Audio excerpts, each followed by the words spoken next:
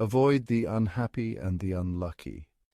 People who are perpetually miserable spread misery like an infection, and they'll drown you in it. Avoid these people like the plague. Conversely, if you associate with happy people, you'll share in the good fortune they attract and spread. Seek them out. Infection. Avoid the unhappy and the unlucky. Principles of Law 10. What does it mean to dodge infection, avoiding the unhappy and the unlucky? People who are hurt by circumstances beyond their control deserve sympathy and help, but others bring unhappiness on themselves and spread it to those around them by their destructive acts and influence on others.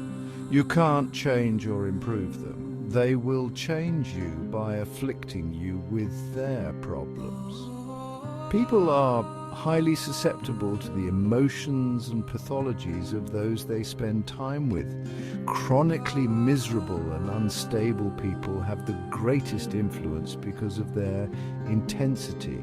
Because they paint themselves as victims, it can take you a while to see that they cause their own problems. By the time you realize this, these infectors have sucked you in. Infection. Avoid the unhappy and the unlucky. When your goal is power, those you associate with can make or break you. If you associate with infectors, you'll waste time extricating yourself, and others will lose respect for you due to guilt by association. One of the most damaging types of infectors is the person who is perpetually dissatisfied and aggrieved.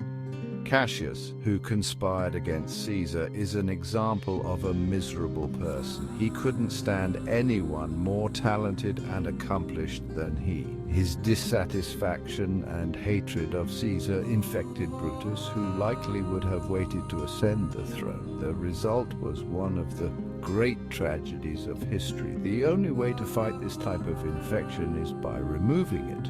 Although often that remedy comes too late because, again, you've already been pulled into the person's web. According to Law 10 of the 48 Laws of Power, the best way to protect yourself is by paying close attention to the people you surround yourself with, so you see any ominous signs. Start by considering their effects on others, rather than on who or what they blame for their problems. Avoid the unhappy and the unlucky. Watch for these characteristics of infectors to avoid the unhappy and the unlucky. They bring misery on themselves and others. They exude discontent. They have tumultuous histories. They've left behind a trail of failed relationships. They've had unstable careers. They have a charisma that overwhelms people, especially their ability to reason. Whatever you do, don't feel sorry for them. You'll entangle yourself in trying to help. While you're beside yourself with frustration, they'll carry on unchanged. Watch out for infection. Avoid the unhappy and the unlucky. At the other end of the spectrum, there are people who attract happiness and spread it. Do everything you can to associate with these people so you share in the positive vibes and good fortune they attract. Happiness and success aren't the only positive qualities you should seek out. Any positive quality of someone else, friendliness, charm, creativity, generosity, and so on, can infect you in a good way.